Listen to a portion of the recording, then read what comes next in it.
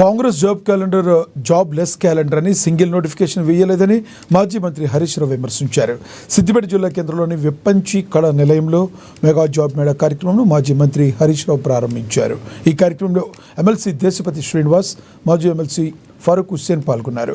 రేవంత్ రెడ్డిని నమ్మరని, ఎన్నికల సమయంలో రాహుల్ గాంధీతో 2 లక్షల ఉద్యోగాలు ఇస్తామని హామీ ఇప్పించారని హరీష్ రావు ఎద్దేవా చేశారు. కాంగ్రెస్ ప్రభుత్వం 2 లక్షల ఉద్యోగాలు కాదు కదా, 10,000 ఉద్యోగాలు మాత్రమే ఇచ్చిందన్నారు. నిరుద్యోగ యువతకి ప్రియాంక గాంధీ ఇచ్చిన హామీ నిరుద్యోగ భృతి నేటికి ఇవ్వలేదన్నారు. ప్రభుత్వం నిరుద్యోగ యువతను మోసం చేసింది. మీకోసం పోరాటం చేస్తామని, మీరు పట్టుబడితో కృషి చేస్తే జీవితంలో ఏదైనా సాధించవచ్చునని చెప్పుకొచ్చారు హరీష్ రావు. Development.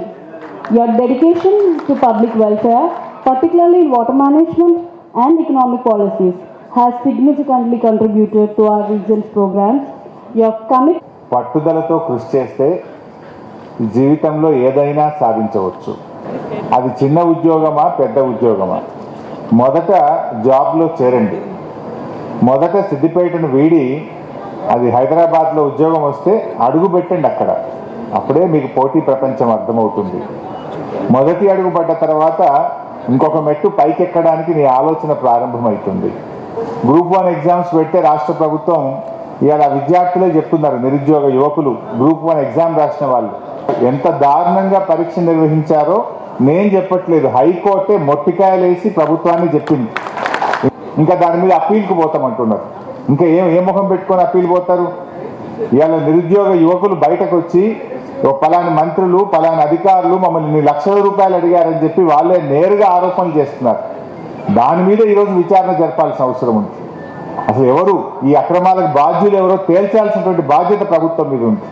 నిజంగా తప్పు చేయకపోతే ముఖ్యమంత్రి వెంటనే దీని మీద సిట్టింగ్ జడ్జితో విచారణ జరపాలి. తప్పులు జరిగిన వారి మీద కఠిన చర్యలు తీసుకోవాలి. అవినీతికి పాల్పడిన వారిని వెంటనే శిక్షించాలి. కానీ దానికి ముందుకు పోకుండా, తప్పులను సరిదిద్దకుండా ఇంకా అప్పీల్కి పోతాం, ఇంకా దాచుకునే ప్రయత్నానికి ఇలా రేవంత్ రెడ్డి పాల్పడుతూ ఉన్నాడు. ఆ రోజు చెప్పిందేమో మొదటి ఏడాదిలోనే 2 లక్షల ప్రభుత్వ ఉద్యోగాలు ఇస్తామన్నారు. ఇప్పుడు 2 ఏళ్ళు అయింది కదా, మరి ఎక్కడ పోయినాయి 2 లక్షలు?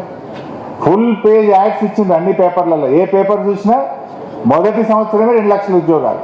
రాహుల్ గాంధీని, ఆయన రేవంత్ రెడ్డిని నమ్మటట్లేడని ఢిల్లీకి రాహుల్ గాంధీని తెచ్చి అశోక్ నగర్ సెంట్రల్ లైబ్రరీలో